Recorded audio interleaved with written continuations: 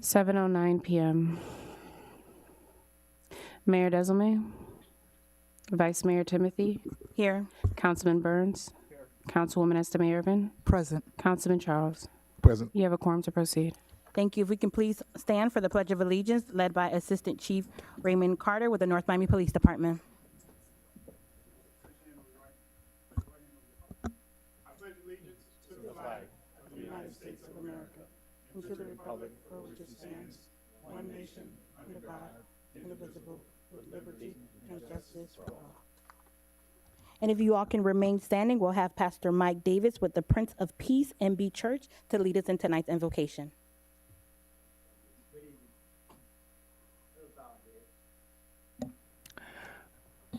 Heavenly Father, creator of all universe and all mankind, we thank you for waking us up this morning and starting us on our way. Lord, we ask that you come into this meeting and have your way. Lord, let us iron out any problems, any differences. And Father, continue to bless this government, this police department, and the community. And Lord, we will ask you to watch over the families that are in the path of the storm. Yes. In Jesus' name we do pray, and God's children will say amen. Amen. Amen.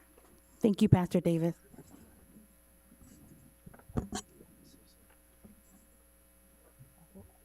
Thank you. And thank you, Councilman. I know we did lose a beloved Friends of the North Miami Library member, a former North Miami CRA board member, Anna Cobo, and I know the mayor sent out a beautiful tribute to her, but if we can also just continue to pray for her family and pray for us, our North Miami community, as we mourn the loss of Anna Cobo. Oh, Blanca, I'm sorry. Blanca Cobo. Thank you.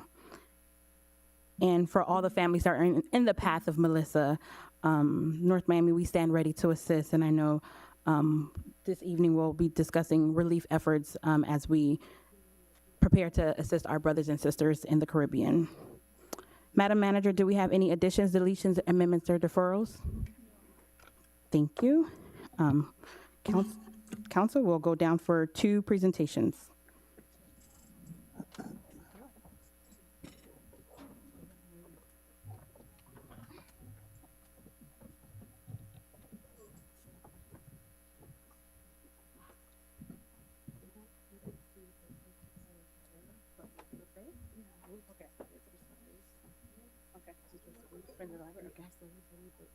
Okay.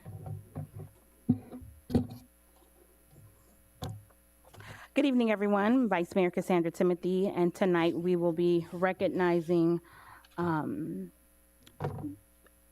young man. If he's here today, Samuel Soares. If not, we'll save it for later if he decides to come in. But we're honoring Red Ribbon Week in the city of North Miami. We had a young Marine that we'll be honoring. So if he does make it this evening, we'll make sure that we honor Mr. Bruce W. Carter.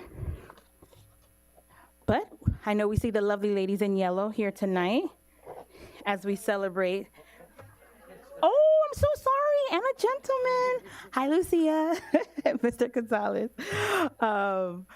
As a friend of the North Miami Public Library, if I can invite the friends up as we celebrate Library Week, Friends of the Library Week. We have a powerful library advocacy group that is here that stands before you all in their lovely yellows, ladies and gentlemen. And we have a presentation that I'll invite our Assistant Library Director to present as we celebrate Friends of the Library Week here in the city of North Miami. You want to read that first? Okay. Okay. You want me to read this? No. Okay. Good evening, everyone. My name is Georgette Spratling, Assistant Director at the North Miami Public Library. Like Vice Mayor said, these women that you see up here in yellow, and men, yes, where is he? Oh, yes. Last week, October 19th through the 25th was National Friends of the Library Week, and we wanted to make sure that we showcased these ladies and gentlemen that do so much for our library. They make sure that we keep it running the way that it's supposed to be. They are pretty much our go-to when we need to do programming for the kids and anything, any volunteer work that we need. They're always there for us. You can always see them advocating for us, and their membership is open. So if you would like to become a friend of the North Miami Public Library, you can stop by the library and fill out a form. I wanted to share this plaque and present it to the friends from the North Miami Public Library staff. North Miami Public Library presented to Friends of the North Miami Public Library, National Friends of the Library Week, October 19th through the 25th, 2025. In appreciation of your outstanding dedication, generosity, and continued support of the North Miami Public Library. Your commitment enriches lives and strengthens our community. Thank you, ladies and gentlemen, so much for all of your hard work and for all of your dedication. Thank you. And we do by here in the city of North Miami proclaim that this week, we celebrate Friends of the Library Week, and we present them with this proclamation as well.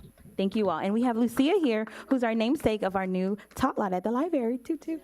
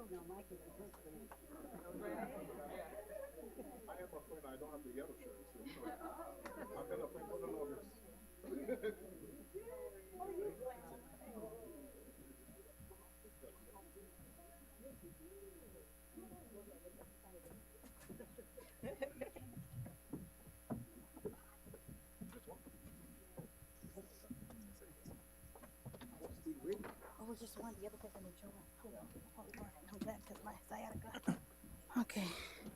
City events.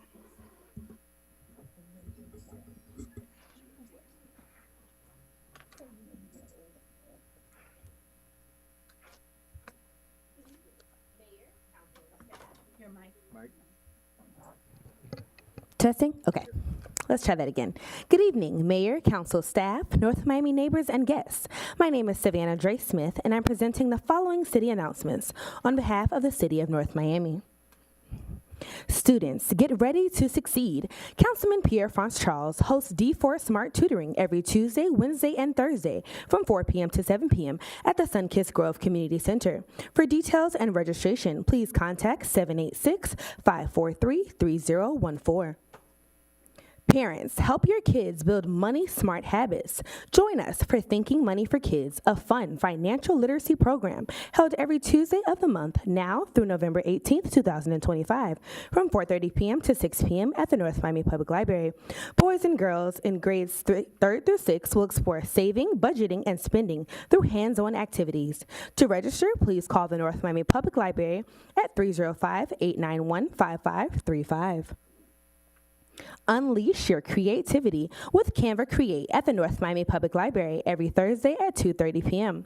This free design class is open to all ages and teaches participants how to create flyers, social media graphics, and more.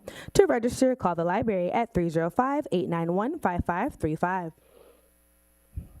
Join Vice Mayor Cassandra Timothy for a free Speed and Agilities Camp at Sans Souci Courts every Tuesday and Thursday, now through November 20th, ages 5 to 8 from 3:30 to 4:30 p.m., and ages 9 through 13 from 4:30 to 5:30 p.m. Spots are limited. Please register at speedandagilitiescamp.eventbrite.com.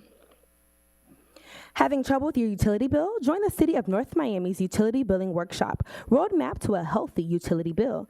Here's your chance to work with the City of North Miami to bring resolution to issues concerning your bill. Credit, debit cards, personal checks, and money orders are accepted. The next 2 workshops will be held on Wednesday, October 29th from 6 to 8 p.m. at the Griffin Community Center and Thursday, October 30th from 6 to 8 p.m. at the Joe Celestine Community Center. Councilwoman Mary Estime Irvin invites leaders to a clergy appreciation breakfast on Thursday, October 30th, 2025 from 9 a.m. to 12 p.m. at the Griffin Community Center. For more details, please email district3@northmiamifl.gov or call 305-893-6511. Celebrate with your neighbors at the District 4 Halloween party on Friday, October 31st, 2025 from 6 p.m. to 8 p.m. at the Sunkist Grove Community Center. Enjoy free food, music, games, and a bounce house presented in collaboration with the Sunkist Grove Homeowners Association.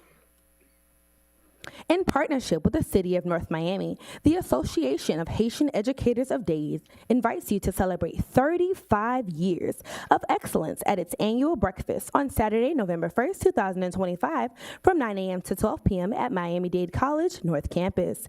This event is presented in collaboration with NAHE and Miami-Dade College. Please register at ahead35years.eventbrite.com. The North Miami Public Library will host a 2025 gardening workshop series, Attend Care for Houseplants on Saturday, November 1st, and Holiday Plants on Monday, December 1st. Each session is led by Master Gardener Jerry Ann Bottles. For more information, please call 305-891-5535. Heads up North Miami. High tide periods are November 3rd through 9th and December 4th through 5th. Expect possible flooding near Northeast 125th and 15th Avenue, Northeast 124th in Keystone, and Northeast 135th east of Biscayne. Don't drive through the flood water. Report standing water to 305-895-9878. The City Clerk's Office will host the Tax Collector Mobile Office on Thursday, November 6, 2025 at the North Miami Public Library. Participants can receive services such as driver's license renewals and reinstatements, ID and car registration services, handicap permits, and more. Please bring the required original documents and schedule an appointment by calling 305-895-9817 or emailing cityclerk@northmiamifl.gov. Join the Getting Gear Community Bike Ride on Saturday, November 8th, 2025. Registration opens at 8 a.m. and the ride starts promptly at 8:30 a.m. from Mocha Plaza for a 90-minute round-trip ride.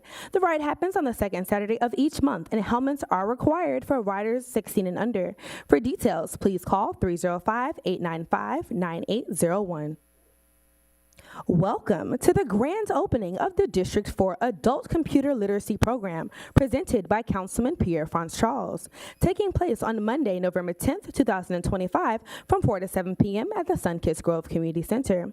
The program offers free hands-on classes that will run every Monday from 4 to 7 p.m.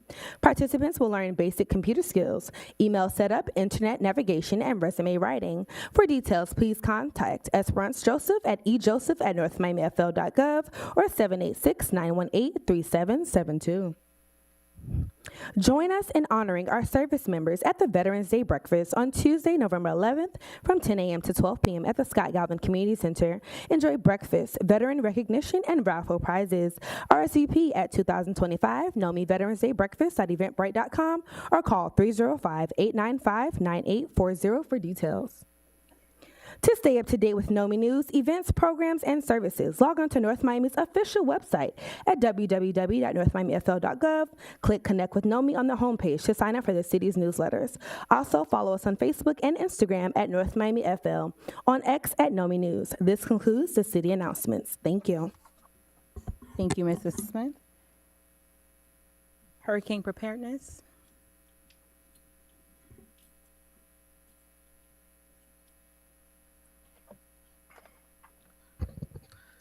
Good evening, Vice Mayor, Council, staff, and residents. Sergeant Irena, North Miami Emergency Management. Currently, we're monitoring Hurricane Melissa. At this time, it's actually affecting Jamaica directly. It went from a Category 5, it's now to a Category 4. The good news for us is the storm is expected to travel north-northeast, completely missing the state of Florida. We will continue to monitor and update as more information becomes available. Just keep in mind, hurricane season ends November 30th, so we're still in it. It's not wrong to be prepared now. Let's review emergency plans, check supplies, and stay informed.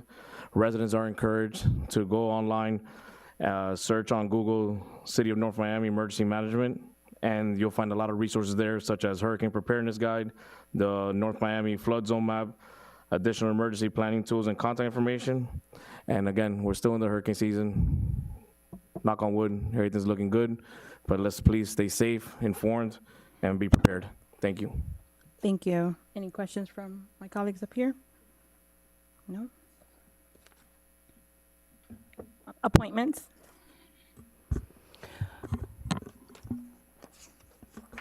A resolution of the Mayor and City Council of the City of North Miami, Florida, appointing Michael McDermott to the Centennial Committee, term ending on November 3rd, 2026, in accordance with the City of North Miami Resolution Number 2023-R-118, providing for an effective date and all other purposes. Move for approval. Second.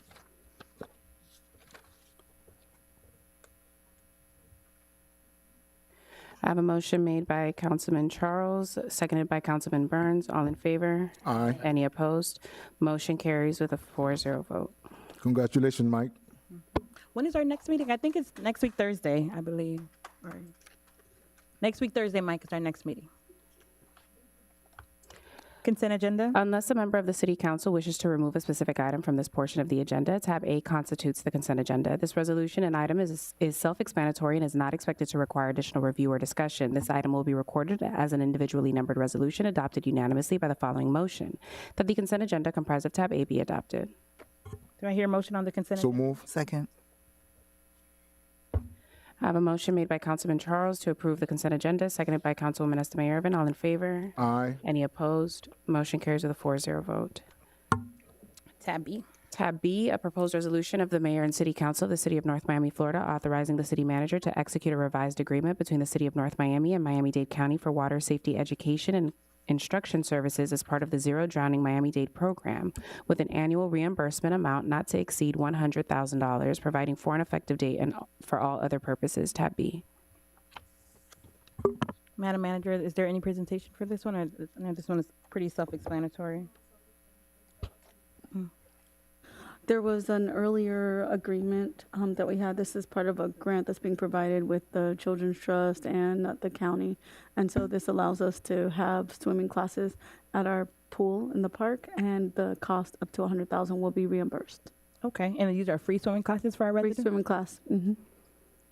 They're for younger kids in the kindergarten, 4 to 6 years old. Okay.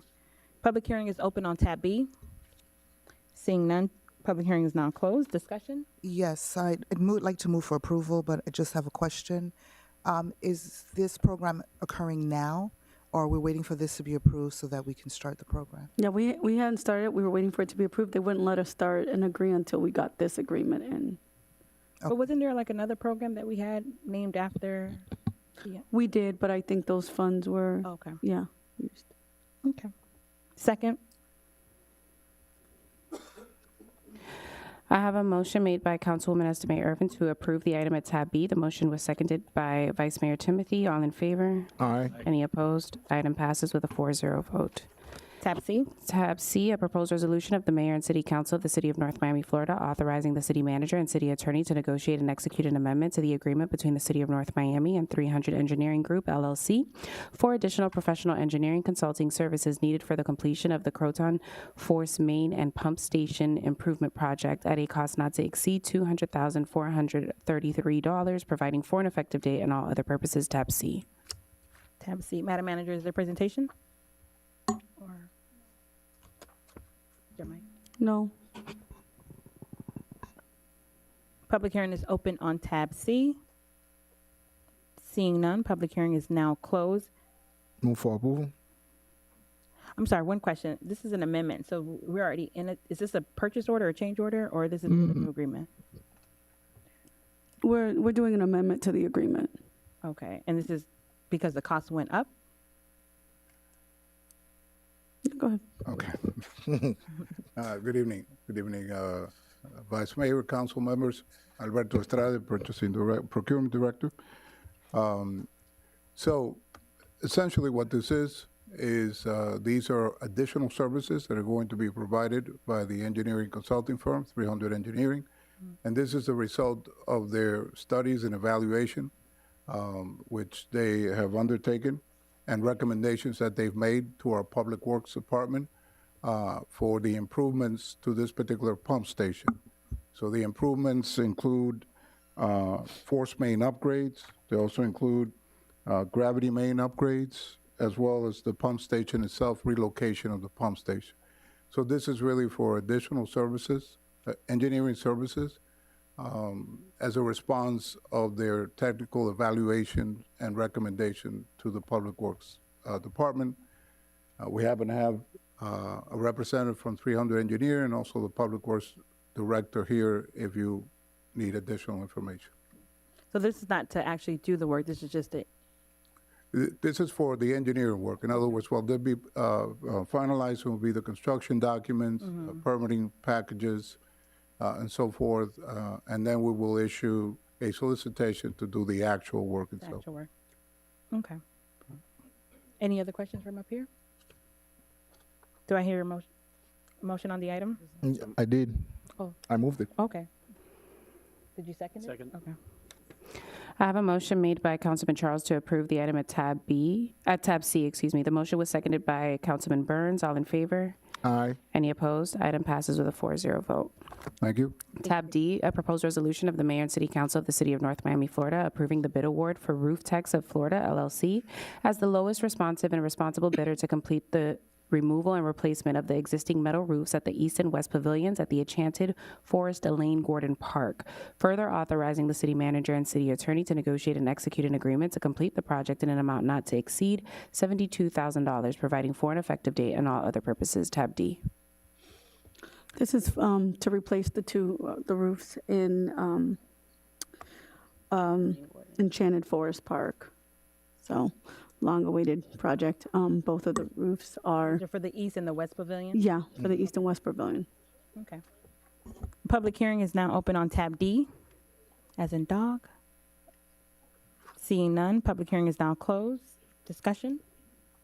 Seeing none, is there a motion on the item? Move for approval. Second. Was there a second?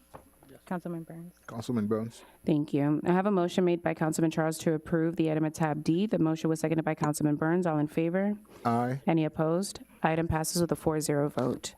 Thank you. Tab E, a proposed resolution of the Mayor and City Council of the City of North Miami, Florida, authorizing the city manager to issue purchase orders to the Christmas Palace LLC for the provision of lighting and holiday decorations for the city's 2025 holiday lighting program in an amount not to exceed $250,000, waiving competitive bidding in accordance with Section 7-120, parentheses capital B of the North Miami Code of Ordinances, providing for an effective date and all other purposes. Tab E. Tab E. Public hearing is now open on tab E. If you would like to speak on this item, please state your name and address for the record, please. You'll have 2 minutes. Good evening, Kurt Stange. I'm president of Miami Christmas Lights. Just wanted to come up here and say that last October, the council unanimously adopted Resolution 24R-154, awarding MCL a 3-year holiday lighting proposal, option number 2. I have copies here if any of you are interested in seeing it for reference. We completed year 1 of that agreement successfully, and the city paid that amount consistent with the 3-year proposal. However, city staff has since stated that no contract exists. That position directly contradicts with the resolution council approved, as well as with staff communication via email, phone, and through meetings confirming the 3-year term. I'm here tonight to simply ensure the council is aware of the record and to request clarification or confirmation on the original intent before any new action is taken for the 2025 holiday season. I believe it is important for the current and future vendors to have confidence that the direction and agreements made by city staff are honored, as vendors rely on this information and make material investments to ensure performance. To function properly, the vendor relationship with the city needs to have a mutual trust and clear communication. MCL values our partnership with North Miami and wants to continue delivering for your residents and in good faith under the agreement the council already approved. Thank you. Would you like to see any copies? Or? If you would like to present it to the city clerk to enter it.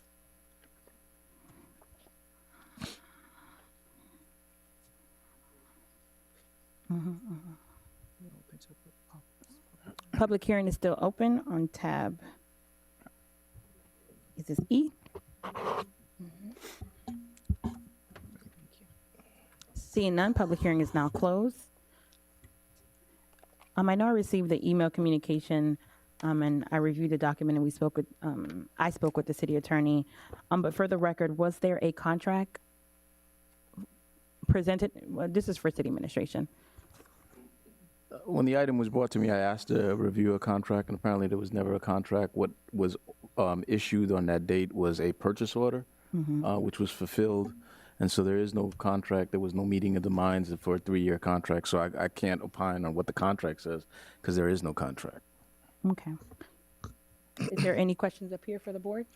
No, definitely. I was looking at all the documents that were being emailed to me and go back and look at the resolution. I saw that we basically had a purchase order for the 2024 holiday lighting program, and that's exactly what I saw. And just want to add to that, I do believe also when vendors have contract with the city, effort needs to be made for that you guys do a better job. Because last year I was outside telling all the residents of District 4 that Christmas lights are coming. And I was out there, and they started very early on the median of Northwest 127th Street and between Northwest 7th Avenue and 17th Avenue. They installed a lot of wires, and then there was no lights. They only bundled the palm trees, including like about 2 or 3 dead ones. And for the most part, I will tell you that about 85% of the time, all them lights were off, including at Pepper Park, 127 Pepper Park, and also by Sasso Pool. I don't know exactly what this is, but as per District 4, I would never ever take that route for our holiday lighting, because that was like a disservice to our district and our residents. So that's my 2 cents of it. Councilwoman, you're recognized. Thank you. Based on the information that was just provided to us by the clerk via the gentleman here, it says a resolution for mayor and council and the city of North Miami authorizing the interim city manager to issue a purchase order. Mr. Attorney, could you tell me what the difference between a purchase order and a contract is, please? I mean, a contract requires a meeting of the minds. We agree on the terms. It's signed by both parties. A purchase order under our purchasing code is basically authorizing the director of purchasing to purchase something. It doesn't infer any other powers or anything else other than that to purchase under that purchase order. Okay, thank you. I mean, and just to be clear, you can have a contract and still issue purchase orders, but in this case, there was no contract. So. Okay, thank you. Any further discussion? Do I hear a motion on the For that one, I have questions about that lighting. I was like reviewing everything in here, but for Northwest 127th Street, the paper that I got and signed, looking at the documents in here, I don't see that one inside all the pictures that we have. I would like that to be included. I saw 127, but not exactly the design that I signed and dated. So that just this page in here. Oh, he has his So I just want to include that for the record. On that page? Oh, it's not in there? Yeah, I don't see it in there. Okay. Yeah. But it'll still be part of the. Okay, yeah, okay. So everything that you signed and dated, we have that expectation that's been given over to the vendor. Okay. So- All right, thank you. Move for approval. Second. Did we decide which one we're going for City Hall and Mocha, or do you guys decide which one? Or did you guys I have decide? that interest. Oh, yeah. No, I'm just saying, I like the one that lights up City Hall on the side. That one was really nice. I have a motion made by Councilman Charles to approve the item at tab E. The motion was seconded by Councilwoman Estemayor. All in favor? Aye. Any opposed? Yes. Item passes with a 3-1 vote. Thank you. Tab F, a proposed resolution of the mayor and city council of the city of North Miami, Florida, adopting the city of North Miami's Vision Zero Safety Action Plan, further authorizing implementation of the plan, adopting a mission and goal, establishing governance and accountability, and aligning funding and policy framework to reduce and ultimately eliminate roadway fatalities and serious injuries by 2050, providing for an effective date and all other purposes. Tab F. Public hearing is now open on tab F. Oh, there's a presentation, Madam Manager? Madam Manager, is there a presentation for tab F? Or no? Vision Zero? Oh. So going back to E, it doesn't pass. Apologies. Yeah, the procurement director just reminded me that that item required a 4/5 vote. But it's a supermajority here present, no? No, it's 4/5 of it's present on this procurement. It's for the supermajority of the council present. Of the council present, correct? I'm So sorry. three of us- I'm sorry. It requires it requires a 4/5 vote. It's not of the Because you're waiving. right. So what happens? It failed? Yes. You have to be on the prevailing side. Okay, I'll move to reconsider Second. Yeah. tab E. No. He's on the prevailing side. Oh, so you have. So I was on the prevailing side? Yeah, because Oh, it okay. failed. I move to reconsider. I'll second.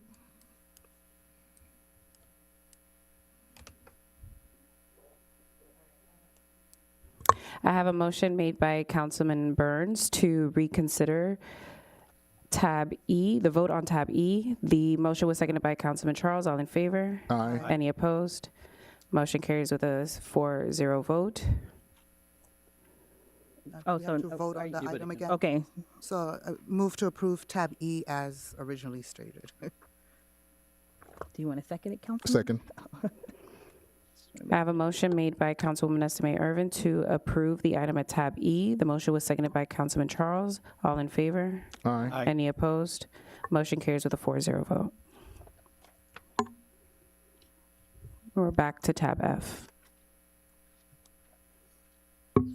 The presentation? Yes, you may. Mhm. All right. Good evening, Vice Mayor and members of the council. So I'm going to give a brief presentation about the Vision Zero Safety Action Plan. We just completed it. Today we are here to request the council to approve the plan so that the staff can move forward with the implementation actions.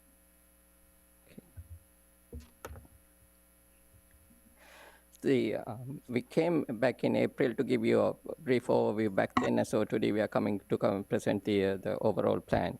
The goal of the plan is to work toward zero traffic fatalities and serious injuries by year 2050. So this is the action plan is the starting point that provides the framework to work toward the implementation.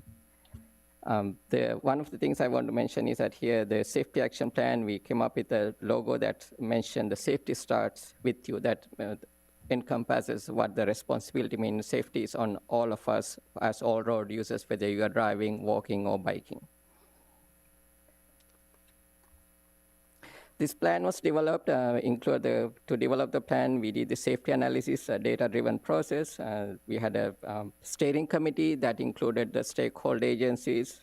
We reached out to the public through various surveys, public events, and then the recommendation development. Not only we are focusing on the physical development, but also on the changes to the policy and processes to align with the Vision Zero Action Plan. This also included a tracking and monitoring mechanism. Very briefly, this information we previously presented also what the safety issues within the city. Annually, about 2,200 crashes happen within the city's roadway network. And the one item that we are particularly focusing on with this safety action plan is that the crashes that result in roadway deaths and serious injuries. Out of the 2,200, it's only amount to about, can you hear me? Okay.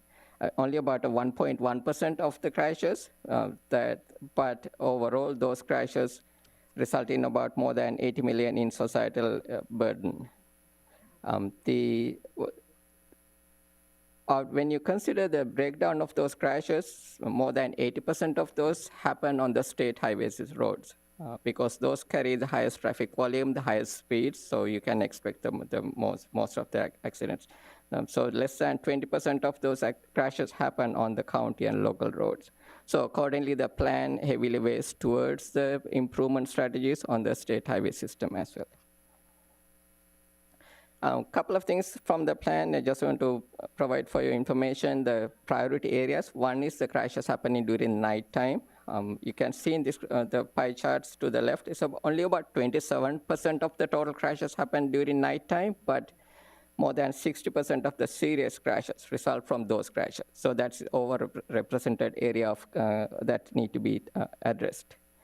The second part I want to highlight are the crashes involving vulnerable road users. That's basically pedestrians, cyclists, and motorcyclists. Out of the total crashes, only about 5% crashes involve those road user groups, but nearly 70% of the fatal crashes involve those, the pedestrian, cyclist, or motorcyclist.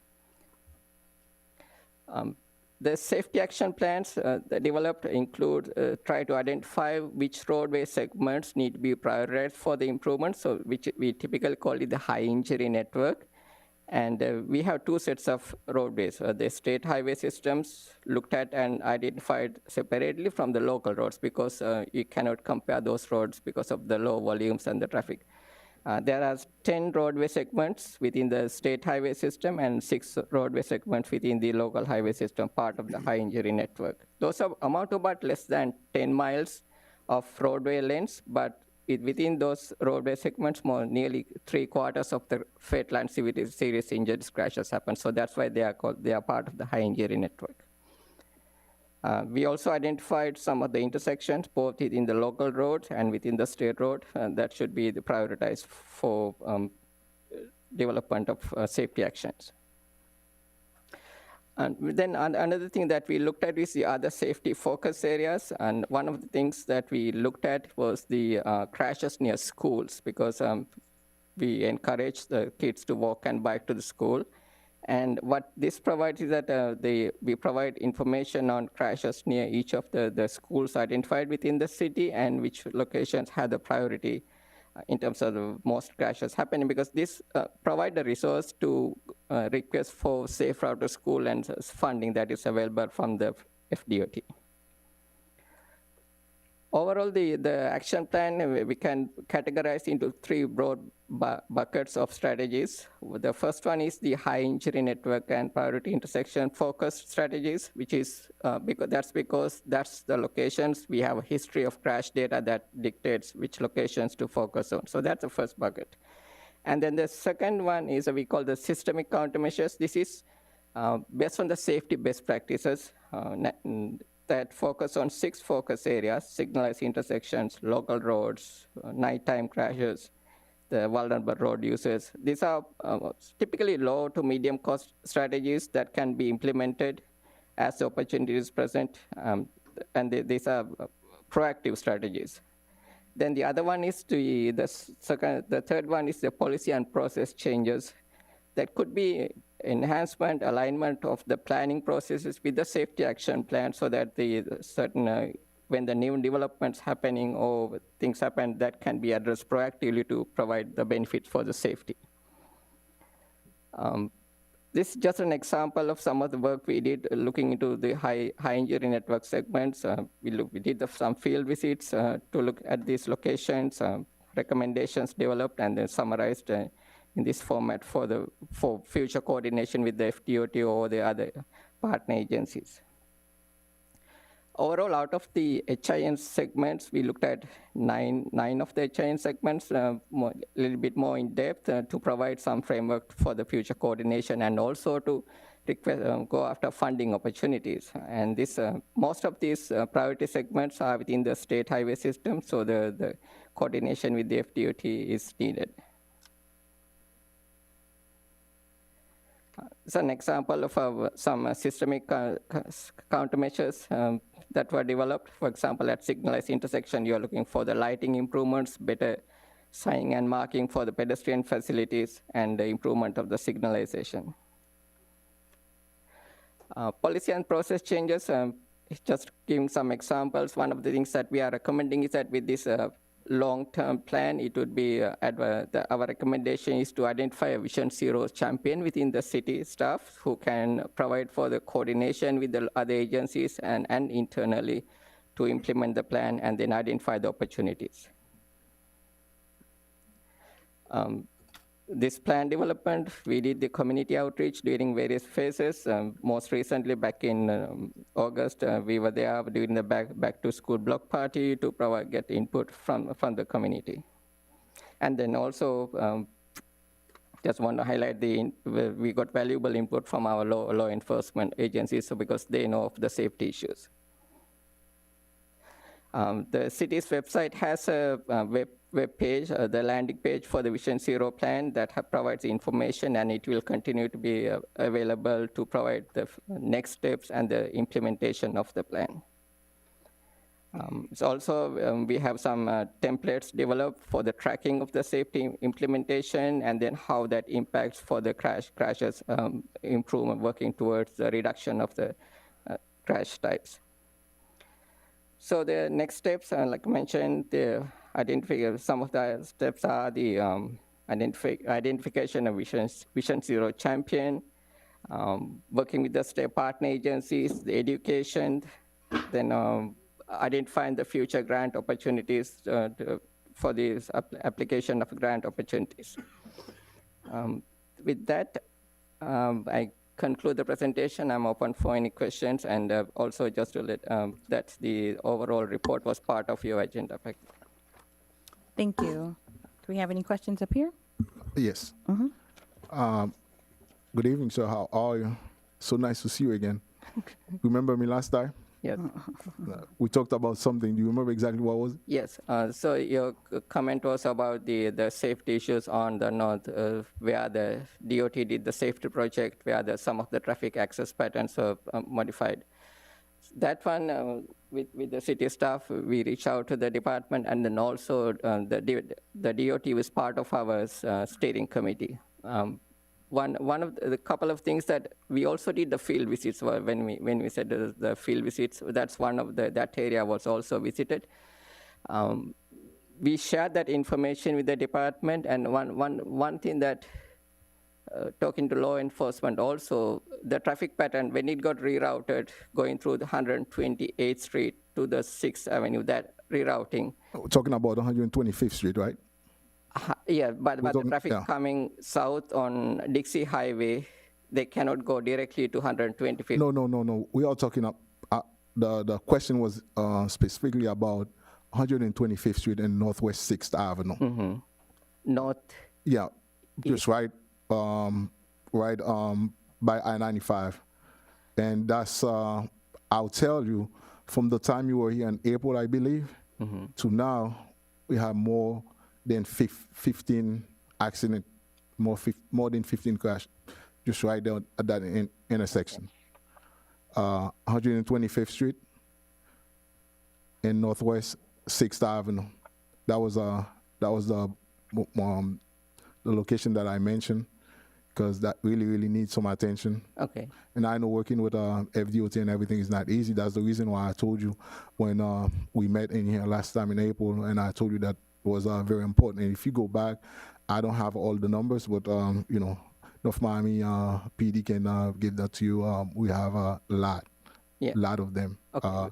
So this is an area of interest. If we are talking about safety, we have to look at it. And I'll tell you, before that, the work that they did in the area, it wasn't that bad. It was not an intersection that we have so many accidents. So I would again say the same thing to please take a look at it, because this is an issue that we need to address. And even cars losing control, getting into if you drive down on 125th Street, when you get to Northwest 6th Avenue, to your left, if you look, the gate is still damaged, car jumping into it, so it is a hot spot. Okay, all right, yeah. That's it, Councilman. Any other questions? Thank you for your presentation, and I know we've seen you for the last year out at almost all the big community events. My question is on our traffic study that we did and calming device plan. Did you guys incorporate or even look at that to see how your data overlaps with what the suggestions were for the calming devices and safety devices on some of these very same roads, how they may work together? And then on the second part, you said a majority of the issues are on state roads. How do you think we should going to address the funding issues with that? The local stuff we can address on our own and find our resources, but how do you think we're going to address the state issue when they have so many statewide issues with traffic? Yeah. So the first part of the question is about the how the traffic calming plan and the safety action plan work together. They definitely the improvements that are part of the traffic calming plan that's focusing on the speed mitigation with the driver. That definitely slowing down of the speeds will help to reduce the speed. That can help benefit the safety action plan by slowing down the traffic. So that we definitely support the traffic calming plan, and in addition, our plan also has a focus area safety set of recommendations for the neighborhood streets. That's documented. For example, when we visited some of the local streets, not all the locations have street lighting. I think one of the recommendations of the plan is to at least have one street light per location because nighttime you have trees that covering, making it a little bit harder to see the approaching vehicles. There's another recommendation, such as some of the roads, the yellow line that's dividing the opposite traffic markings are not there. So that's something that can be done to improve this, just to make sure the traffic flowing in the right directions. So yes, so I think there are additional strategies that were identified in the plan, but the mitigation of the speed through the traffic calming plan, definitely we can see the benefit that will help with this Vision Zero plan also. Going into the part two about the fact that busy roads, the high-speed roads are part of carrying the most of the traffic and safety issues are on the state highway system. The department is well aware of this plan that's developed because the district safety engineer was part of our safety steering committee meetings, and we already shared this information with the draft information as we're developing. They were part of our steering committee meetings.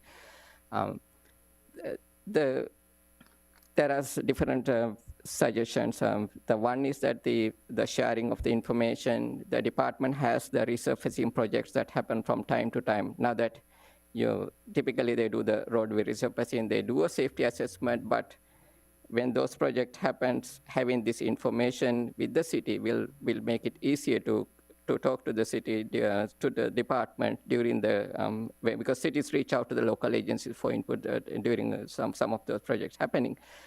This will allow you to talk to them, start the dialogue saying that these are some of our priority locations so because they have the safety money. Also, for the priority locations, with the safety funding available from the central office, that can be resourced for the implementation if this can meet the cost-benefit guidelines. The other thing about the funding is that similar to the federal funding that received for the action plan development, the same action plan, the $5 billion that was set aside part of the BIL is available for the implementation also. So the next year, it could be an opportunity for the city staff to pursue those grant funding opportunities. I know that the city staff already submitted as for supplement planning grant application that's to do the further some of the testing of certain safety strategies. So I think that's also another strategy that can be looked at. Safe Route to School grants that's available from the FDOT, that's another source. And then I know that the TPO, the part of some of the council is part of that, so there's just a continuing dialogue with them also just to highlight the safety issues and then to seek support is what I'm recommending. Thank you. Thank you so much. Thank you so much for your presentation. I think you just touched on something that I was about to ask. I just, through the city manager and through our Transportation Department, did we already apply for this SS4A grant? Does anybody know? Because it's closed right now, so I'm hoping that we did. Or did we need to Close study on January, before? on June 26, study for it? 2025. So did we already apply for it?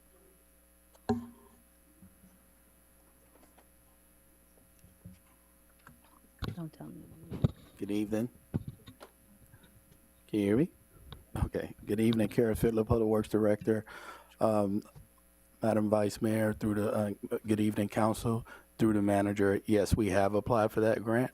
I think it's been about a couple weeks now, probably that we've applied for it, but I know that we have applied and we're hoping that we get awarded, so. Right, there's another pot of money. So that's separate and apart from another pot of money you're talking about.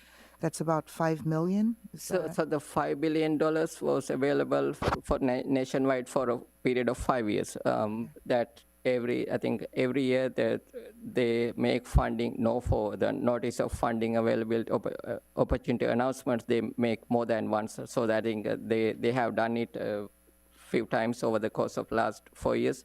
Then we think that there's going to be another announcement such that coming up in next year. So I think that's when the implementation grants available, I think that would be the right funding opportunity, because to go after the implementation funding, you need to have a safety action plan approved and adopted. That's when you become eligible. I think now that once you approve this, then it will allow you to go after those implementation funds. And based on what you're recommending to us, what is that going to look like? How much funding will we need to implement what you're recommending? The portions that we can. I know that some of them are state portions that we can. Well, I think that's a conversation need to be had with the Department of FDOT also, because they are also need to be part of this conversation. They own and control the FDOT road, so I think that's probably need to be the first step to decide, okay, which one should be a priority, because they do their own internal studies and evaluations, and I think it need to be identified which ones make more sense. Thank you.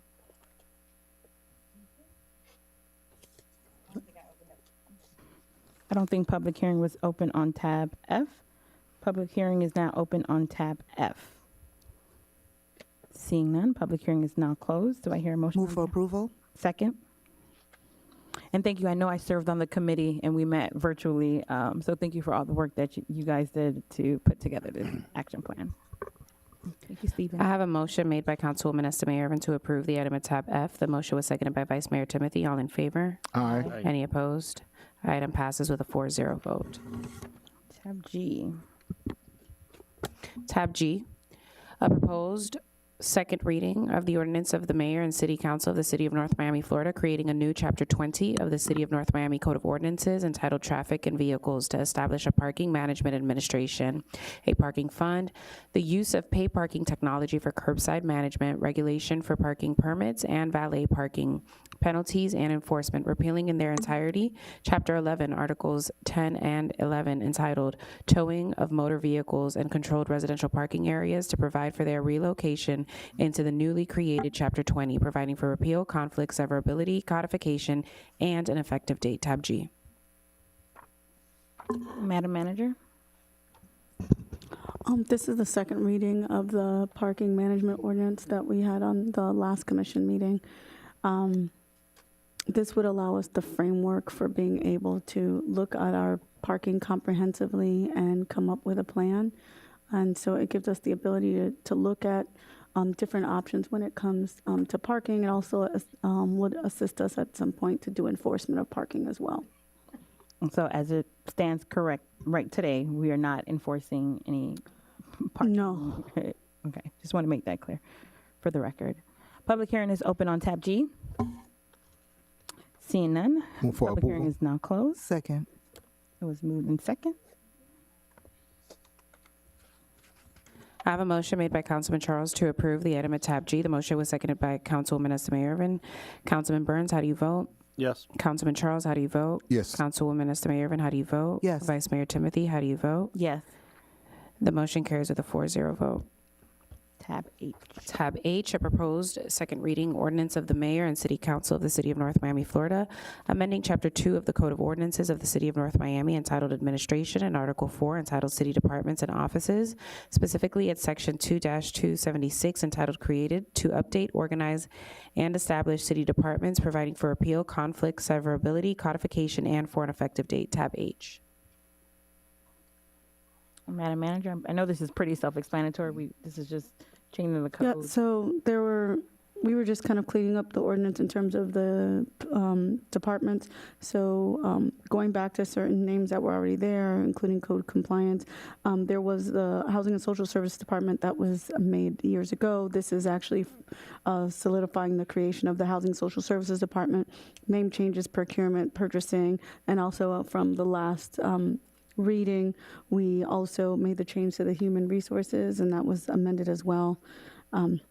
So governmental affairs and utility billing office will be removed, or they're just No, they're just under the city manager as like a division under the city manager's office. governmental affairs and utility billing? No. No, utility billing finance, which is in Okay. finance currently. Okay, just want to make sure.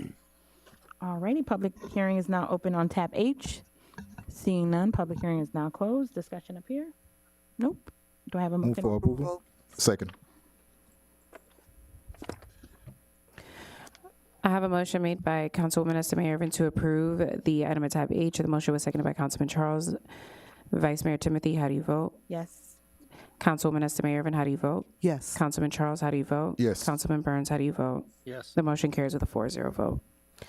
Tab I, a proposed quasi-judicial resolution of the mayor and city council of the city of North Miami, Florida, approving an application for a conditional use permit in substantially the attached form for a proposed development consisting of an 11-story, 18-unit residential building on 2 parcels of real property located at 1998 Northeast 135th Street, identified with Miami-Dade County Folio Number 06-2229-008-0060 and 06-2229-008-0061, and totaling approximately 0.34 acres in accordance with Article 3, Division 4, Sections 3-402 through 3-407.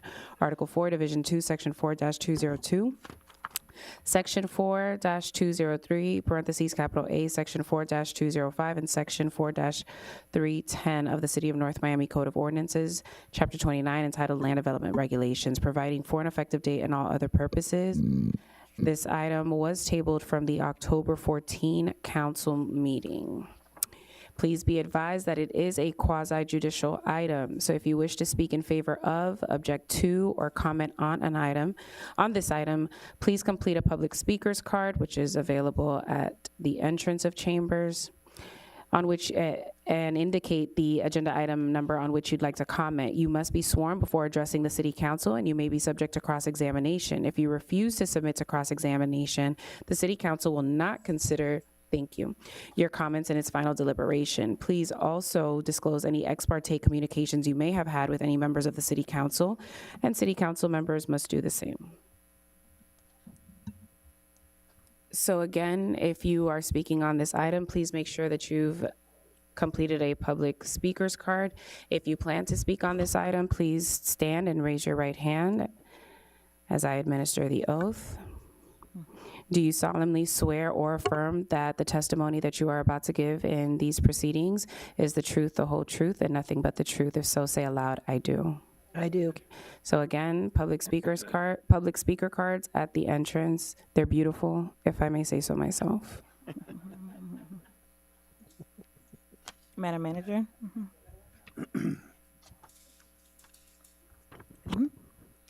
Good evening, Vice Mayor and Council.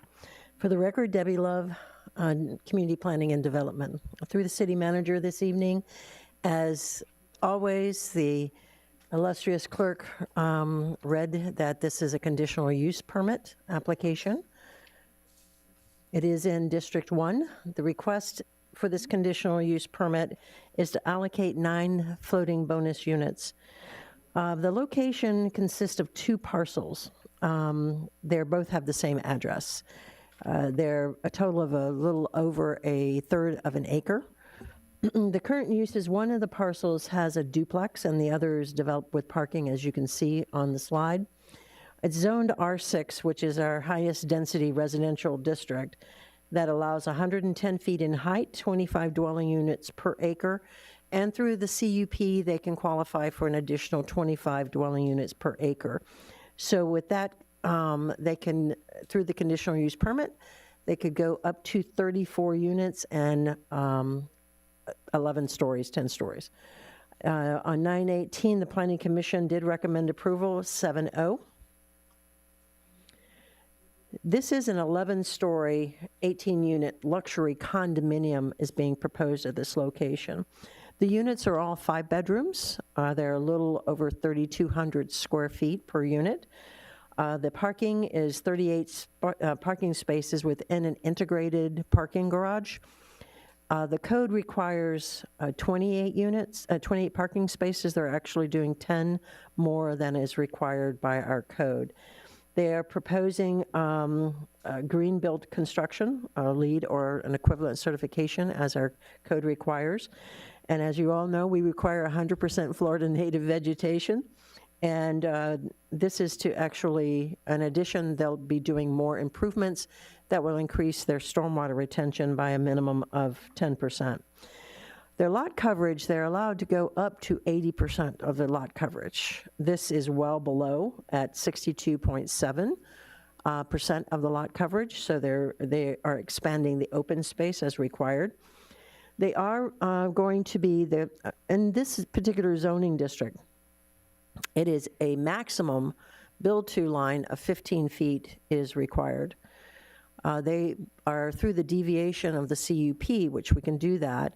They're requesting to extend that front setback out to 25 feet, so set the building further back. And within that space, they're doing extensive additional landscaping and some parking areas and loading and drop-off areas that will be using permeable paving.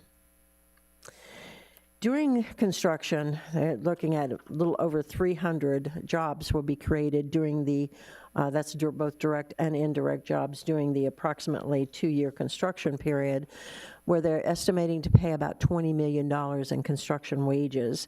The city at this current time would pick up about almost $1 million annually in ad valorem taxes.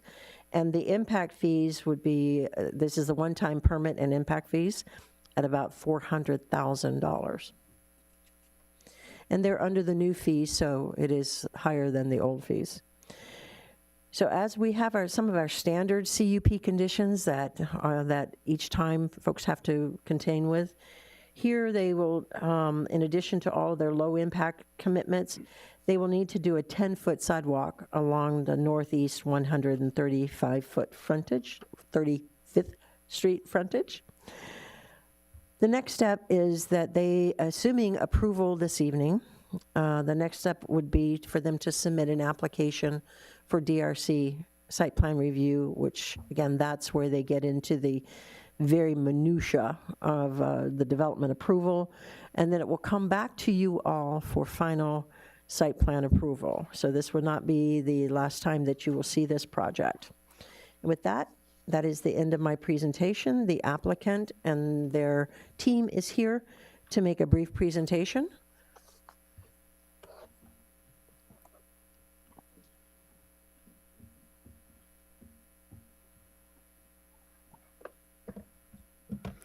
Thank you, Ms. Love, and thank you, Madam Vice Mayor and members of the council. My name is Rachel Streitfeld. I'm the land use attorney representing the applicant this evening. My law office is at 7275 Northwest First Court in Miami, Florida. I'm joined this evening by our distinguished architect, Kobe Karp, who is sworn and is prepared to answer any questions that you might have about the architecture itself, the site plan, construction management, any of those questions that come up. And I'm going to go ahead and switch to my presentation. I'm not sure.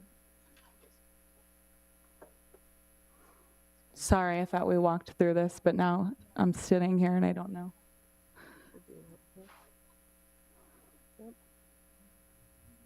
Let them come up there.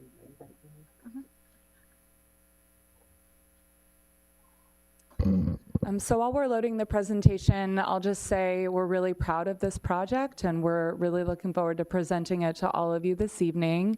We took very seriously the recommendations to be as communicative with the public and the neighborhood as much as possible. So I'll just share with you that the first thing that we did is that we reached out to the Keystone Point Homeowners Association because they happened to be having a meeting, and we were graciously invited to stop by and present some of our renderings and the project details to the Keystone Point Homeowners Association. We also presented the shadow studies, and we got all positive feedback from that group of residents. There were about 20 people at that board meeting that evening. And then we went ahead and we met with residents at Ascena. We held a public meeting. We had pizza and soda at the Dorset House Condominium Association. It was attended by, at least 30 individuals. We answered questions for about 90 minutes. We got great feedback, some really positive engagement, and mostly heard positive comments about the project. We welcomed questions from the residents and the neighbors. I know you also received letters of support from the Dorset House, as well as Sailboat Cay Condominium Association, as well as from other neighbors who are in the immediate vicinity at 1998 Northeast 135th Street. So we're really excited about this project. We think that this is exactly the type of development that the city of North Miami and the neighbors in this area would like to see. We are located just west of Keystone Towers. We are just east of the dry docks at the marina, and we are proposing 18 luxury condo units within the city's height requirement, within the setback requirements, within the lot coverage requirements. We are meeting all of your sustainability standards. And again, I don't want to reiterate too much what your planning director has already walked you through, but again, we are not asking for any additional height here. And we are providing much more parking than would otherwise be required. And this is because we've been particularly thoughtful about the impacts of our project. We know that in larger format condominiums, this is vertical living, and that people will want to be able to have their cars close to them. This is why we have a parking plan that we've submitted to the city, as well as overparked the first floor of this building. We also added that additional 10 feet to the front setback, and we did that so that cars who are serving the property, whether it's a DoorDash delivery person or an Uber or a Lyft or an Amazon delivery, these vehicles are not going to clog traffic on 135th Street. It was really important to us to have a place where vehicles could pull off of the road onto the property without obstructing traffic and flow along Northeast 135th Street. So we've planned for that, we've designed for that, and all of that sort of delivery space will be, as Ms. Love said, it will be heavily landscaped, and we are using pervious pavers. We are very cognizant of the stormwater management issues on property. Obviously, we are right adjacent to the Little Arch Creek, which feeds into Biscayne Bay, so we want to be very mindful about the runoff from our property and how clean it is. So again, we're using 100% native plants. The property will be landscaped with bioswales and rain gardens. We are using we come in under the lot coverage. This is, for all intents and purposes, like a less intense application than what you otherwise might see here. We meet all of your zoning and sustainability requirements. We come in within the required setbacks, and I think exceeding that front setback is really an added value to the neighborhood because you have more trees, more light, more space between the vehicle right-of-way. You have a wider sidewalk, which improves the pedestrian experience, and the building is set back from the street, which again just improves that overall pedestrian experience as you are entering 135th Street and heading east. I've already spoken about our community engagement. we are looking forward to being in the neighborhood. We have already committed to making improvements to the public park that you have in the swale on 135th Street. We would look forward to assisting with additional improvements. We're also going to be improving the infrastructure on that site, not just the sidewalk, but the underground infrastructure as well. And as far as the criteria is concerned, this conditional use permit application requires that we meet very specific criteria. And we believe that the evidence in the record more than confirms that we meet all of your criteria. We submitted landscape plans, civil plans, a traffic report. We also submitted parking plans, all of this. We are consistent with the city's comprehensive plan and the future land use element of the comprehensive plan. We are consistent with your land development regulations and specifically the underlying regulations in the R6 zoning district. The use as residential is appropriate on this street. Every other building on this street is residential. And the project is appropriate for the parcel, which is evidenced by the fact that we are within your height limit and we are within your setbacks and your lot coverage maximums. And there will only be positive impacts on the livability and value and development of adjacent properties as a result of this approval. So with that, I don't know, Kobe, if you want to add anything about the architecture. Let's just leave it to the dais if there are any questions. Well, you said no, but you're getting up. Thank you very much. I think that what Debbie and Rachel has said is, my name is Kobe Karp, sorry about that, 571 Northwest 28th Street. I think what Debbie and Rachel have said is very, very true.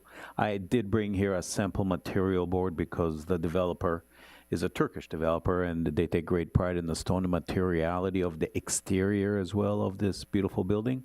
And I have that here for you, and I'll just share it with you if that's okay. Thank you.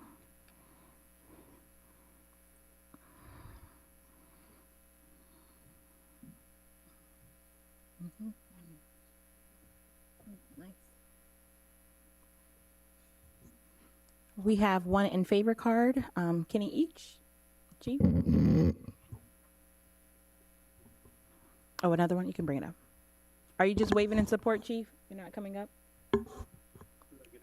Oh, up here. You can wave in support if you want. Just wave in support. It's nice. You guys want to see?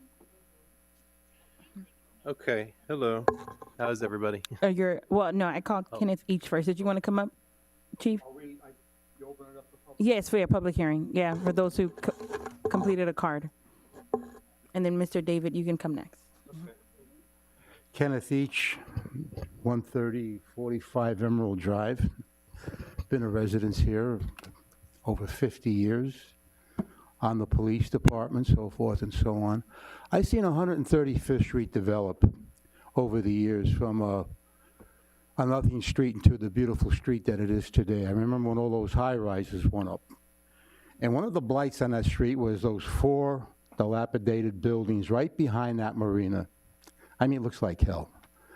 And this project is absolutely magnificent. It's going to bring in people with disposable income that are going to spend money in our city, and it's going to have a good tax rate. And we're going to get rid of that ugliness over there and actually beautify the city. I mean, when I looked at this project and I seen all the support that we had from Keystone and 135th Street, this is absolutely excellent. And I really would urge this council to take a good look at that and say, hey, look, let's put this in there. This should be the benchmark for us. You know, we need an equilibrium in the city. I always said that I want to be not a wealthy city, but a financially sound city that we could help people who don't have the money. And we need that by having people with disposable income. We can have a balance, an equilibrium in that. And these people that are going to buy these beautiful condos, only 2 on each floor, they're going to have disposable income. And that's going to keep employment going and keep our economy going and pay our taxes and improve our infrastructure and pay our police department and other services. This is really a great project, and when I looked at the way they were doing the parking system in there, it was first class. Really just a beautiful, wonderful new idea. And Again, I would urge the council to pass this, and thank you for your time. Thank you. David Copinger? Hello. Hello. So, good evening. My name is David Coppinger. I am the president of the Dorset House Condominium Association. So, we represent 137 households and, hundreds of district voters on the far east side of Northeast 135th Street, same street, directly across from Arch Creek Preserve. I also serve on the board of ASENA, which is our sole neighborhood association, representing more than 2,500 residential homes in Arch Creek East. And I've proudly been active on that board since 2023. So we recently hosted an information night for the Shelton project, and we brought Rachel, the land use attorney, to answer questions directly. Dozens of our residents attended. Every single one expressed strong support. Additional outreach has been continued, and I could get constant confirmation that our neighborhood is united behind this project. So I'm here because it's my duty to represent the community and clearly communicate our support. The residents who actually live closest to this site in Arch Creek East, we're informed, engaged, and we all stay fully behind the Shelton project. So tonight I speak on behalf of Dorset House and ASENA, Arch Creek East Neighborhood Association, with the full and enthusiastic backing of our board. And we respectfully urge you to approve of the Shelton project. Thank you. Thank you. Discussion up here. Questions from the council? Or do we? Councilman Burns, since it's in your district. Can I refer to you as Rachel? There was a concern at the meetings about the construction join the construction and the parking, the where your workers or the construction workers were going to park. Have you guys addressed that? I know you all had said you were going to be working on it, but have you come up with a plan yet or close to it? We don't have a site identified for where we are going to park our vehicles during construction, but Councilman, I can assure you and the council that we will have a plan and we will have a site. So your construction management code not only requires us to have a site management plan for construction before we can get a permit, your code also requires us to have a parking construction plan. And so that plan will be reviewed and approved by Ms. Love before we can be issued a permit. But we need to get through the conditional use permit. We don't even have the units yet at this point, right? And so before we can start even making inquiries about an investment on leasing space nearby so that we can do parking, which we absolutely plan to do, we need to have entitlements on this property to be able to move forward. But we will absolutely commit to obviously meeting your code requirements and doing everything that we can to park off-site in a screened area that does not only doesn't disrupt the flow of traffic on 135th, but obviously that keeps the street green and clean and protects your storm drains from construction debris. That's satisfying. Any other questions? Nope. Do I hear a motion on the item? I have to disclose I was at those two community meetings. Okay. Oh, yeah, I spoke with Rachel Yes. this morning. Also, I met with Mayor, who was last week, and then bringing the whole project and everything. So, yes. Yeah, and I think we spoke. Was it this morning or this afternoon? It was this afternoon, and your staff was also gracious to meet with me on 2 occasions, Vice Mayor. Thank you. All right. Do I have a motion on tab I? Move approval. Second. Amendment, please. I'd like to approve the projects, but just with 5 floating units instead of 9. Who made the motion? Was it Councilman? Did you accept her amendment? And I want it because I don't want to dictate to the developers what they need, and it's So that's a what no. yeah, it's Okay, no, it's thank way below what they could request. Okay. So it's moving second. I have a motion made by Councilman Burns to approve the item at tab I. The motion was seconded by Councilman Charles. Vice Mayor Timothy, how do you vote? Yes. Councilman Charles, how do you vote? Yes. Councilman Burns, how do you vote? Yes. Councilwoman Estimate Irvin, how do you vote? No. The motion carries with a 3-1 vote. Thank you all very much for your time. Thank you. Thank you. Discussions.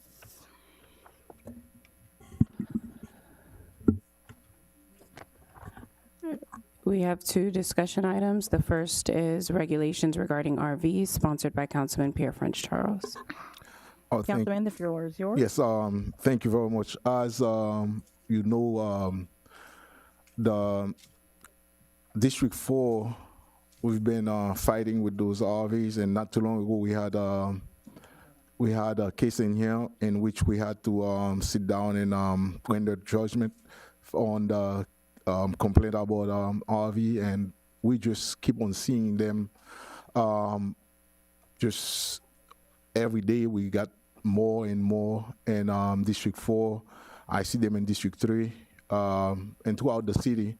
But there are like some places in District 4, we have not only 1, 2 sitting in just our residential area. So they're just sitting there forever. And my understanding on our RVs is like they should be there for a period of time, and also we cannot have people living in them. I've seen a lot of advertisement in which we got some homeowners who are renting them for $1,200. I've seen them online a lot. So at this point, as policymakers, we need to sit down and see exactly what can be done and to stop the flow. To make a long discussion short, I was talking to Madam Manager, and also I brought it up to our city attorney, Mr. Jeff Cazot, and trying to see if we can have some remedies about that situation. And then we have a lot of complaints. From District 4, I will tell you that residents will be calling about people actually living inside those RVs. And what I am trying to accomplish in here and see if I can get the support of my colleagues is to find a way to put a stop on those variances. Just put a pause so that code enforcement can go out there and do some work and see exactly which ones of them are legally placed. And I don't know if they have based on our code, if we have a length of time that they can be there, and see bring that report back to us and see exactly what can be done, because it has become a problem. And just before, one of them set on fire, and then we're on the news. Like I saw it about 2 weeks ago from another city, that they were on the news with all those RVs, people living in them, renting them for a good amount of money, and some of them don't even have wills, just placed there. So what I'm trying to do now is to get your support and see if we can first stop the insurance of those variances for a period of time, so that we can, as a council, we can look into it and see exactly what needs to be done to stop that illegal activities that we have going on in our city. Yeah. I agree with what the councilman has said and the problem that we're having citywide, and would also support a moratorium on any variances being issued for any of the campers and RVs that are out there. RVs were not meant, 30 feet long, 28-foot long trailers were not meant to be parked on the side of your house or in the front of your driveway or on the side or in the back of your house. You're a single-family residential neighborhood. Your neighbors don't necessarily want to look at a 12-foot or 10-foot camper back there. And I would, support going to the extreme is just not to allow them whatsoever. If the people don't have the permits now, that they're not grandfathered in. There was a fire on 124th Street and North North Miami Court Sunday morning. And again, people were living. That was unincorporated Miami-Dade County. I looked up today. There's been over 20 RV fires throughout the county in the last 6 to 7 months because people are living, they're renting them out in the backyard, and that's not the purpose. If you're going to have a mobile home, a big RV, go and park them at one of these storage yards. We're not talking about a little boat that you pull behind your pickup truck or your car that's parked on the side of your house that nobody sees. Nobody's going to live on your little boat. But we don't have the manpower to go around and double check whether somebody's living in the RV or not. That's not what we should be worried about. And so, Mr. Councilman, whatever you come up with or suggestions that you can get with city staff on that, I'll be supportive of it. And my opinion is just to stop it. And if we need something tonight to advise the staff to not issue at this particular time or bring it up at the next meeting, any additional variances related to RVs, I'll be supportive of your efforts. Councilman, do you have anything? So, Councilman, are you seeking to a moratorium? Yes. Do you want to put a time frame on it? The time frame? Maybe do you want to do 60, 90 days before you bring back something are you bringing something back before the board? Definitely, that's. Oh, you're mine. Sorry. Definitely, that's the goal. I think 90 days will be good, and then from there, I'll sit with administration and then bring something solid to the board and to see if we can stop these illegal campers one thing for all. Madam Manager or City Attorney, do we have to vote on that, or is that just direction that we're giving? I'd prefer if you didn't vote on it tonight. Okay. And we're going to look to see if we need to come back with a resolution, but we understand the guidance. Okay. And based on the guidance, I think there are some actions we can start taking now. Okay. Our next discussion Thank item you. regarding asphalt contracts by you, Councilman. Yes, I just want to make sure that we're able to get all of our districts have needs for the asphalting. It's very important for sidewalks and the curbing. I know we have an asphalt company, but sometimes they're not able to mobilize for some of the smaller sections. You know, when you're doing a long roadway, it's much easier to mobilize. And just in the future, I just want to make sure that I know we had a separate company that did the parking lot of City Hall a couple of months ago because it was under a particular threshold. And just want to make sure that we have those resources available to us. I know we voted on a study, citywide study of every single road, but in the meantime, there's some drastic areas that need to be repaired that are, I hope that are either subcontractor or the existing contractor that we have could get out there and do it, because we have the funding, we have the need, and we know where a lot of these locations are at, that we just can get that company or the vendors to realize how important it is to make these road improvements while we can. So are you making a recommendation to the? No, just making aware that, again, that we have the vendor under contract, but I understand that they prefer bigger projects than the smaller ones, which are the most, at least in my opinion, or in District 1 and other districts that I've looked at, they're not gigantic, grandeur, 500-600 feet long roadways. They're 150 feet, 200 feet. They're little areas, which I understand it's more difficult to mobilize your system, but you can get out there and knock out quite a few areas in the neighborhood, because asphalt money doesn't go very far. And so we have to live within that reality too, because it gets used up pretty quick. Madam Manager, do we currently just have one asphalt company, or is it several, or is there a pool of vendors? How does that work? Public Works or procurement? I'm not sure who.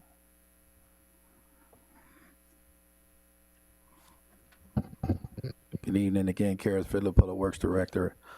Through the manager, Vice Mayor, we have one contractor, Metro Express, we piggyback that contract, and it's scheduled to expire at the end of November. Okay, and they do the citywide addressing the street. Yes, ma'am. Yes, Okay. ma'am. Thank you. Is it the intention of Public Works to have the purchasing or procurement to go out for our own standalone bid as opposed to piggybacking?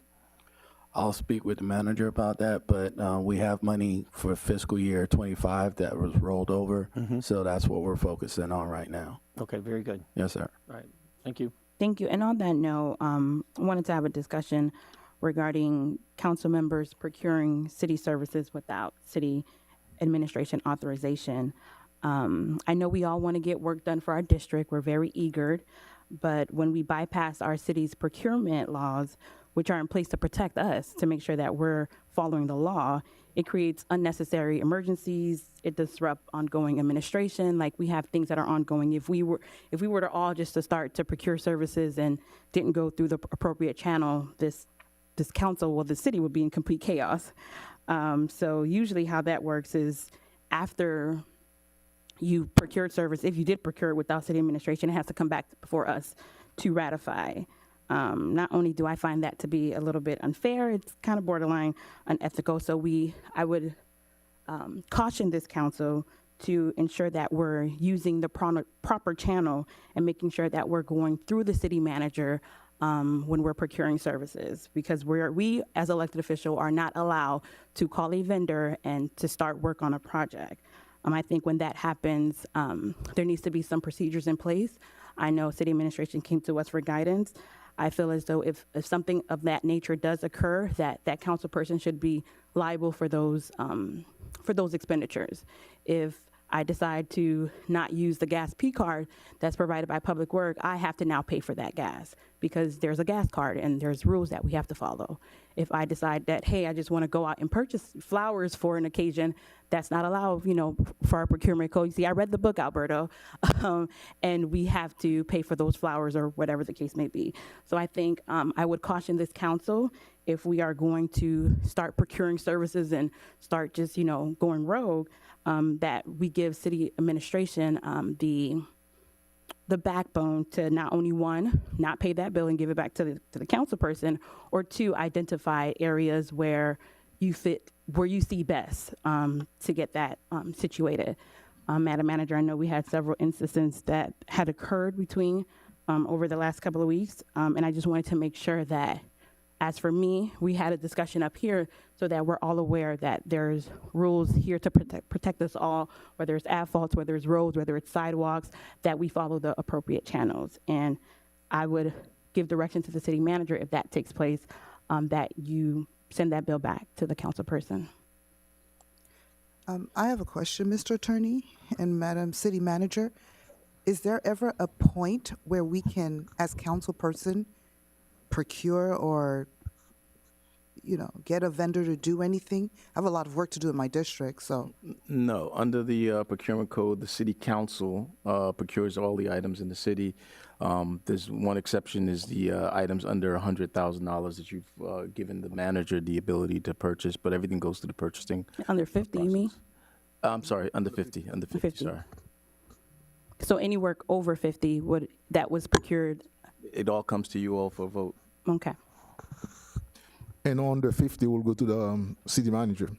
Right, because you all took a vote. And Yeah, no, definitely. Yeah. I just want to make sure that we're on the same page. And I think the point is well taken. So colleagues, let's make an effort so that we keep that discipline, because it is not good for us to go back and trying to fix things. Sometimes they get too messy, especially now with everything that is happening, not just only in the state of Florida, with DOGE, and also everywhere you go with the federal government, everybody's is looking at us. So let's keep it together. I think Vice Mayor point well taken, and yes, definitely I am not going to issue purchase order for the trees that I want to plant in my district. No, but I just, I'm going to try to hold my tongue tonight. And you know who you are. It's not fair. It's not right. If it was anyone else, this would have made the news. This would have been sent to ethics. I've been sent to ethics for nonsense. It's just not right. We are all equal here on this dais. It's just not right. And I'm just going to be nice and not go into detail. It's not right. And that's actually my only time that I'm not going to go into detail in the public. It is not right. Because if I did that, you would have been the main person calling television stations here to record this and have a whole bunch of people here. That's just not right. I find it to be disrespectful to the city administration and to your colleagues. And I'll leave it alone. Was a direction given, Madam Manager, City Attorney, and do we have to vote on this? I just want to make sure that you guys are aware and that you're empowered with the tools that you need to make sure that you're keeping our city running efficiently. Understood. Thank you, sir. Citizen Forum. Citizen Forum is now open. If you would Well, I like- just want to make sure that, so what are we agreeing on in terms of when? if City Council decides to procure services without City Manager's authorization, that they are personally liable, or the City Manager will So determine. what's happening to the bill that occurred now? Or she can determine if she finds an additional funding source, whether they take it out of our discretionary funds, money that we have set aside for a certain project. I think the City Manager should, we should give her that authority to do so. Are you okay with that, Madam Manager? But if you feel as though that for certain things, I think they should be personally liable. But if you find the necessary funds to address it within, It should be personally reliable. If any one of us, and the example that and code enforcement is here. If somebody goes and does something outside of a permit, what do? you get a ticket. No, they have to tear it down and go through the right process. And that cost. So I think because we're bringing it up tonight, I would say that we're giving the City Manager direction tonight. So moving forward, that this does not occur. But if it does happen, send that bill back. The direction's understood for moving forward. Thank you. Citizen Forum is now open. There's 2 mics. Please state your name and address for the record.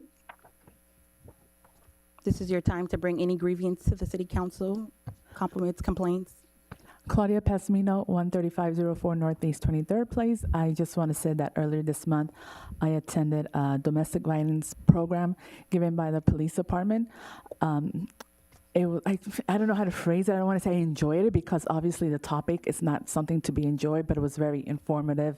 And it just opened my eyes. Obviously, we all know domestic violence is wrong, but just hearing the numbers, the stats, and everything. So I just wanted to thank the police chief for bringing that to the city, and also for the guest speaker, Super Cindy, hearing her story. It was just, and then the Women's Commission, North Miami's Commission for Women, we also had our meeting, and also numbers were brought up. And again, those numbers were just not good. Hearing that the shelters are full of women needing help. I'm hoping that we can have more programs like this throughout the years and inform, the residents that it's not okay, and letting people know if they need help, that the City of North Miami or the Women's Commission or the police department are here for them. So I just wanted to say kudos, and just to make this more aware, not only to do it during October when it's Domestic Violence Month, but throughout the year. That's it. Thank you. And I saw the police department, it is accepting toiletries, personal hygiene, gently worn clothes, diapers, and you can drop those off at the North Miami Police Department. I saw the flyer, Chief. Thank you. Good evening. Randy Grice, 40 Northwest, 124th Street, North Miami, Florida, president of Sunkist Grove Neighborhood Association. I just wanted to kind of put an exclamation on the conversation tonight about the trailers. It seems like the vice mayor and council are kind of on the same wavelength of thinking with the moratoriums, and I'm happy to see that. Long story short, we need to get the illegal trailers. Is the mic on? Is the mic on? Get closer to the mic. Just get closer. Okay. We can hear you, but. No, you turned it off. Can you hear me? Now okay, can you? good. All right. Okay. Long story short, we need to get the illegal trailers out of the city. Citizens have been complaining for far too long. This issue is overwhelmingly concentrated in District 4, and it's creating quite a nuisance. There are hazards that could bring a problem to our district, fire, electrical risk that might exist from these illegal hookups and drainage from the actual trailers in the city. Other municipalities in our area, the city of Miami, Opelika, Hialeah, Miami Gardens, the county, they also are tackling this issue. They've adopted or are in the process of adopting stronger ordinances that help to limit and in many cases totally eliminate trailers from their cities in total. District 4 residents have carried an uneven share of this burden for far too long.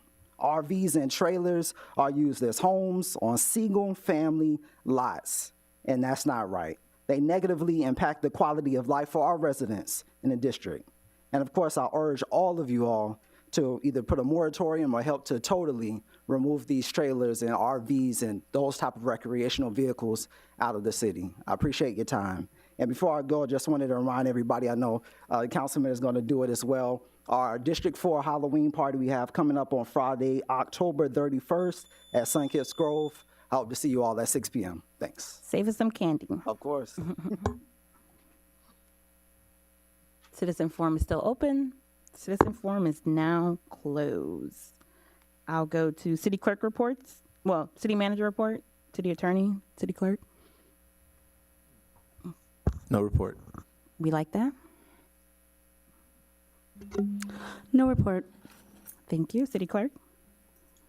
Yes, I just want to acknowledge Dr. Stephanie Thomas, the Deputy City Clerk, for having successfully completed the requirements to earn the prestigious Florida Certified Professional Clerk program from the Florida Institute of Government at Florida State University. The certification program represents a tremendous opportunity for personal and professional growth as a municipal leader. I actually had the opportunity with my team to support Dr. Steph by watching her presentation, and although obviously we ain't got no money to implement none of what she shared, it really was a fantastic presentation and actually helped other cities quite a bit. So really proud of her and the work that she's doing. So kudos to Dr. Steph. Are she here? Councilman Pierre Franchon. Oh, thank you very much. Good evening, everybody. Again, before I get started, just want to again take a minute to reflect on Miss Blanca Cobo's life, a resident of District 4, a good friend, and I served with her back on the CRA board. And then when I got appointed, I appointed her to the board again, and then we were always good friends, and she passed, and I know we are going to miss her. I would like to thank every resident of District 4 and our city administration came out for our District 4 Town Hall meeting last Thursday. It was nice and very engaging, where residents of District 4 had a lot of questions, and I know they are gearing up for Thursday, the 38th, at the JCC for our utility billing. They have a lot of questions about that, and I had to defer each and every question to you guys on Thursday. Just get ready, because you're gonna have a lot of our residents coming out, because there were so many questions about utility billing, and they just keep on coming. This Friday, as my dear friend Wendy Grice, president of the Sunkist Grove Homeowners Association, just said in here, we are waiting for each and every one of you, not just the children, but also adults, because we're gonna have candy for everybody. If you don't do much with sugar, we just have some sugar-free candy that I just ordered them just for you. So be there, because we are going to have fun at the Sunkist Community Center from 6 p.m. to 8. It is a fun celebration, so please be part of it. I am also very proud to announce the grand opening of our District 4 adult computer program. It is going to, the grand opening is on Monday at 4 p.m., but the program will start every Monday after the grand opening from 4 to 7. at Sunkist Grove, and we know exactly what our seniors and are going through with paying bills online and everything. So this class is for you. Just come out and be part of the first cohort, and then you are going to love it. Looking ahead, just want to quickly invite you to our District 4 State of the District address. It will be the first one for Councilman Pierre-Francois Charles. It will be on December 4th at the JCC. And I hope to see all of you, our residents of District 4, and also friends of District 4, residents of the city of North Miami, to be part of that celebration. And just take a moment to, as we close out Breast Cancer Awareness Month and domestic violence, let us continue to support, uplift, and advocate for survivors and their families. And finally, on the Melissa, we just bear down on the island of Jamaica now, as we know.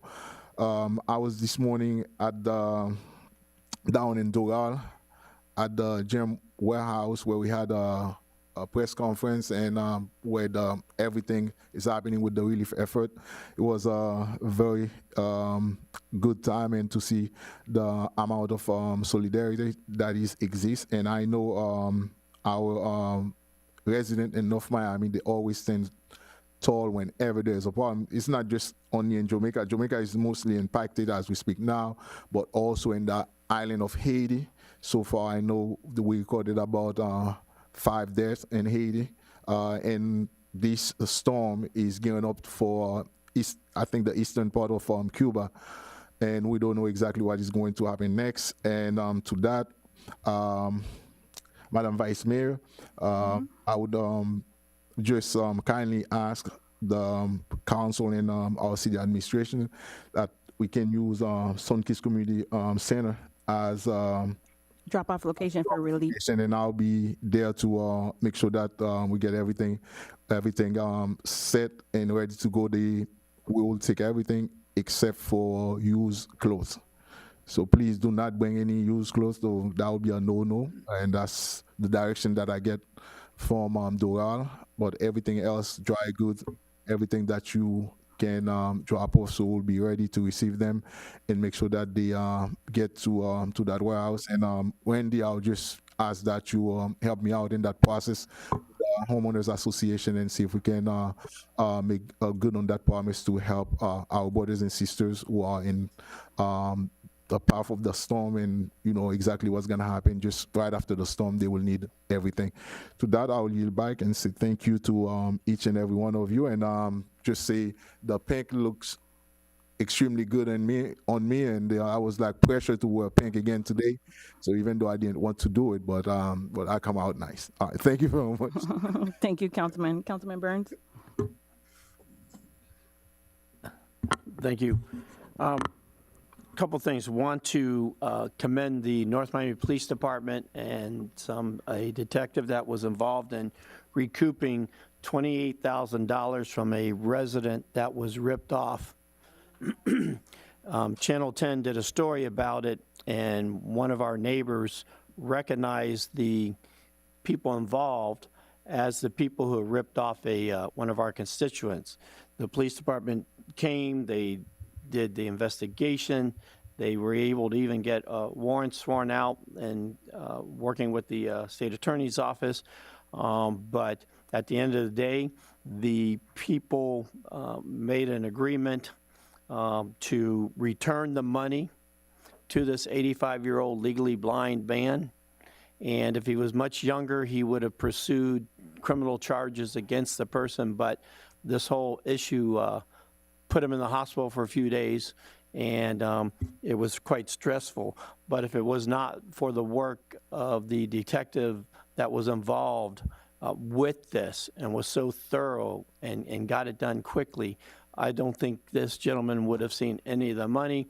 Channel 10 did a follow-up report on it, commending the police department, the city of North Miami for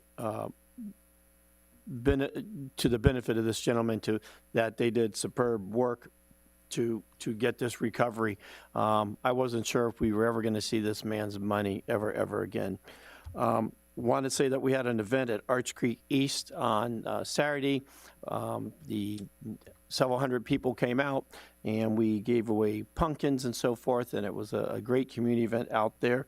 And I want to thank the police department again. We hired the mounted patrol to come to that event and to go to 2 other events.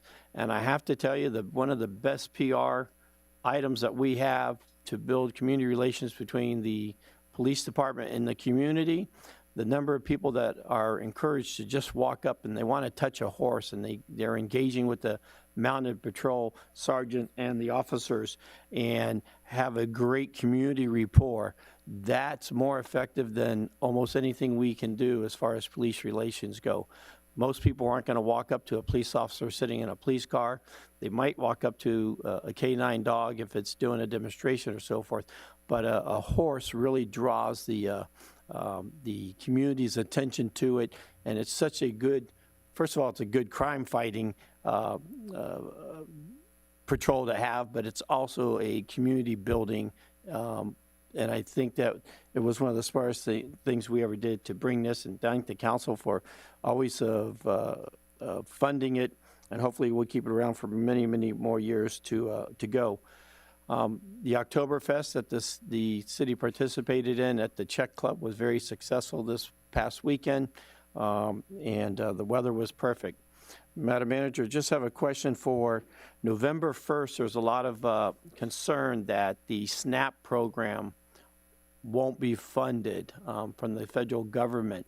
That might put some stress on our residents, and just want to put it out there to think about if we need to do something at the food bank, if after a few days or a few weeks this is still going on, maybe have to see if there's something we can do there. I'm not that in tune with the food bank and its operations and so forth, but just so we're not caught off guard, just in case some of our residents find themselves without the additional funding or coming up short on their purchasing power at the grocery stores, how we might be able to help out if we have to, or don't want to get caught by surprise of a overwhelming demand because of this particular situation.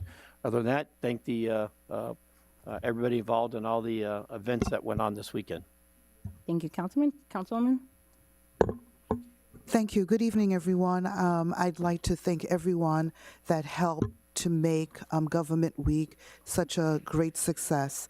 I'd like to thank our city administration, our city manager. Thank you so much for moderating the panel, a very powerful panel on doing business with local government. We had Alina Hudak, the president of the FIFA Miami Hosting association or organization, and we had Mark and Saint-Gentil on there as well as one of the expert, and we had other panelists that I just want to publicly say thank you. I'd like to also say thank you to Katia Filippo, especially she was stuck on Tuesday with over 200 kids that came to visit from our neighboring schools to learn about local government and what all of the different departments do. So thank you. I want to thank my colleagues for actually showing up to a lot of those the event. I want to thank the police department for the bike ride. Would like to thank the North Miami Police. That was another site that our students got a chance to visit and interact. I want to thank our communications department. I'd like to thank our youth council. I'd like to thank our women's commission for being. It was their regular commission meeting, and like Claudia mentioned, they were very good, great information given about the condition of women in Miami-Dade County, which was really great.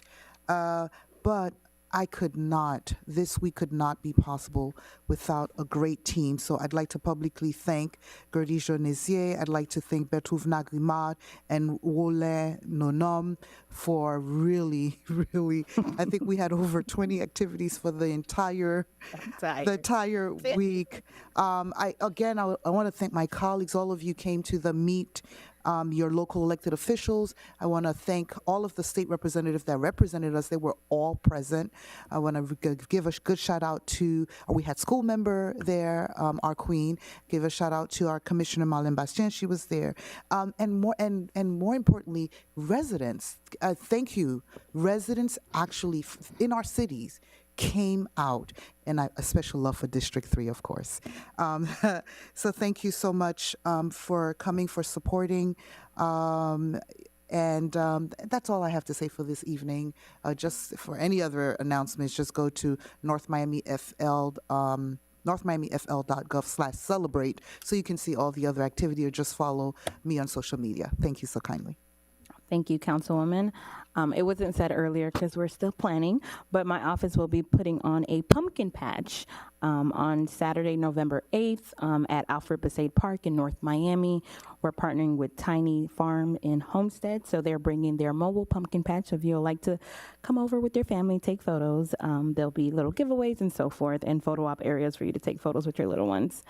And I'll also like to take a moment to stand in solidarity and support this October as we recognize Breast Cancer Awareness Month, which we're all in pink, thank you everyone, and Domestic Violence Awareness Month. We stand with the survivors and those who have lost their lives, and to those still fighting, you are not alone. Your courage inspires us all. And to our survivors, families, and advocates, thank you for the work that you do every day to uplift and support this community. Let's wear our pink and purple proudly, not just as colors, but as a commitment to show our love and compassion to our fellow neighbors. And I will leave it at that. I know, Councilman, you discussed putting together a relief effort. Madam Manager, you'll let us know if Sunkist can be open for the time period so that we can organize drop-off items and so forth for those in the path of Hurricane Melissa. And for those who have family in Cuba and Jamaica, I'm hearing Bahamas is in the cone. Please, please, please tell your family now if they are in the projected cone to find higher ground, evacuate if they can't now. Do not wait.